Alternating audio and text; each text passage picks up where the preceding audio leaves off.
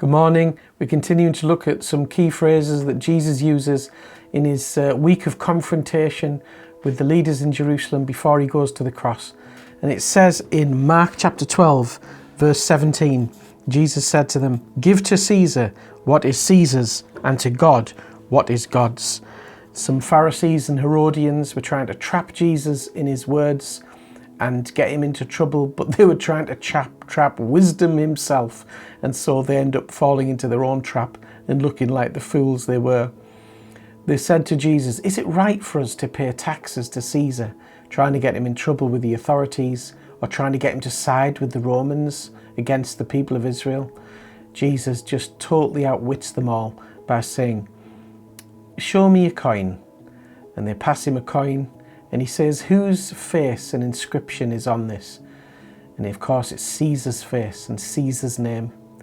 So Jesus said, "Well, give to Caesar what is Caesar's, and to God what is God's." Wow, what fantastic wisdom.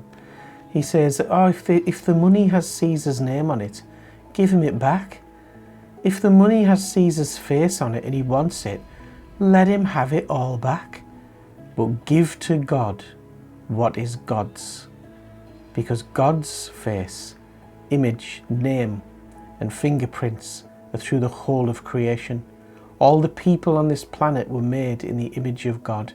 Every person in human history is here by God's design and God's permission. They are truly God's and should be given back to God. And all of the creation, with all of the actual wealth in it, all of the silver and all of the gold and all of the gems and all of the resources of this world and the universe and all the planets and stars and everything in creation is God's. So Jesus completely blows them away and says, "Give to God what is God's."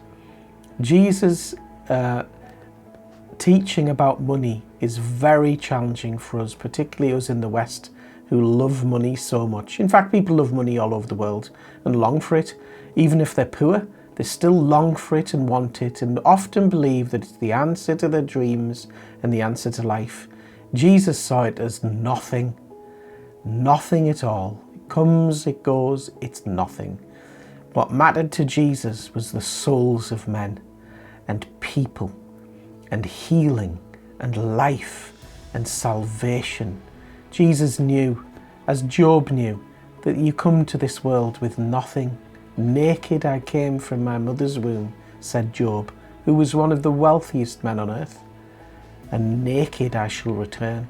If I lose it all," said Job, "it doesn't matter as long as I'm right with God." Jesus had exactly the same attitude. And it's a mighty challenge for us. Brothers and sisters, give to Caesar what is Caesar's. People who want money, let them have it. People who run after money, God bless them. It's the wrong way to run. But if they fight you for it, let them have it. But give to God, brothers and sisters, what is his. Give him your heart. Give him your life. Give him your body. Give him your children. Give him your marriage and family. Give him every bit of wealth or possessions that you have, because they're all his anyway. Give everything back to God and you will be blessed. Lord Jesus, thank you that the road to happiness is not hankering after money, not fighting and worrying about taxes, who we should and shouldn't pay, who we should give it to, who it goes to in the end is irrelevant. 1 second after we're dead, we won't care at all. Lord, help us to not care now. Help us give to the poor and sell our possessions and have treasure in heaven.